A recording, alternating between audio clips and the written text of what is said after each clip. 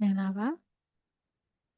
16ရောက်ပြီနော်။မေးခွန်းလေးတက်မယ်။私はどうして大村徹さんのサインをもらうことができましたか？ကျွန်တော်ကဘာကြောင့်大村徹さんရဲ့サインをယူနိုင်ခဲ့တာလဲတဲ့။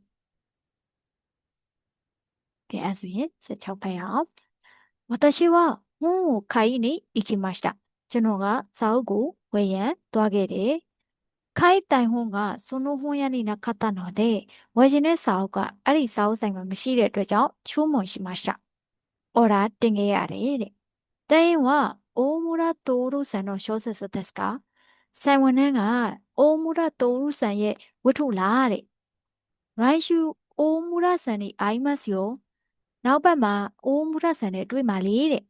။サインをもらってきましょうか？လက်မှတ်ကိုယူပေးရမလားလို့私に言いました。ကျွန်တော်ကိုပြောခဲ့တယ်တဲ့။びっくりしましたか？お願いしますと答えました。သူအံ့ဩသွားပေမဲ့တဲ့။လုပ်ပေးပါအောင်ဆိုပြီးတော့ပြန်ဖြေလိုက်တယ်တဲ့။家に帰って姉にこのことを話しました。အိမ်ကိုပြန်ပြီးတော့အမကိုဒီအကြောင်းတွေကိုပြောပြခဲ့တယ်တဲ့။姉がその単位は有名な編集者の遠山さんだと思う。たまにあの本屋を手伝っているらしいよと教えてくれました。အမကတဲ့အဲ့ဒီဆိုင်ဝန်ထမ်းကနာမည်ကြီးတဲ့ editor နော် editor ဖြစ်တဲ့တိုယာမဆန်လို့ထင်တယ်တဲ့တခါတလေမှာအဲ့ဒီဆိုင်မှာကူညီဖို့ရှိနေတာလေဆိုပြီးတော့ပြောပြပေးခဲ့တယ်တဲ့私は好きな作家のサインをもらうことができました。ကျွန်တော်ကြိုက်တဲ့စာရေးဆရာရဲ့လက်မှတ်ကိုယူနိုင်ခဲ့တယ်တဲ့ဟုတ်ပြီအဲ့ဆိုရင်အမတို့ကြည့်ရအောင်店員が作家に本屋に来てほしいと頼んだからです。ဆိုင်ဝန်ထမ်းကတဲ့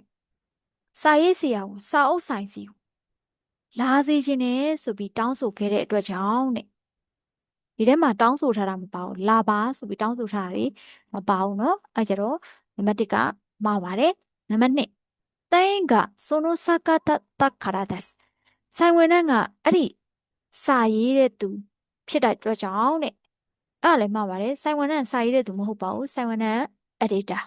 နော်ဟန်ရှူရှာဆိုတာ editor ကိုပြောတာနော်နောက်နံပါတ်3店員が作家のサインをたくさん持っていたからですဆိုင်ဝန်ထမ်းကတဲ့စာရေးဆရာရဲ့လက်မှတ်ကိုအများကြီးပိုင်ဆိုင်ထားတဲ့အတွက်ကြောင့်တဲ့မဟုတ်ဘူးနော်အများကြီးမပိုင်ဆိုင်ဘူးနော်စာရေးဆရာကရိုင်းရှူလာမယ်ဆိုပြီးပြောထားတယ်လေရိုင်းရှူလာမယ်ရိုင်းရှူမှာတွေ့မယ်လက်မှတ်တောင်းပေးရမလားလို့ပြောထားတာရရနော်အဲကြောင့်အများကြီးမပိုင်ဘူးနံပါတ်3မှားတယ်နံပါတ်4店員が作家にサインを頼んでくれたからですဆိုင်ဝန်ထမ်းကတဲ့စာရေးဆရာရဲ့လက်မှတ်ကိုတောင်းဆိုပေးတဲ့အတွက်ကြောင့်ဖြစ်တယ်တဲ့ဟုတ်တယ်နော်နံပါတ်4အဖြေမှန်ပါတယ်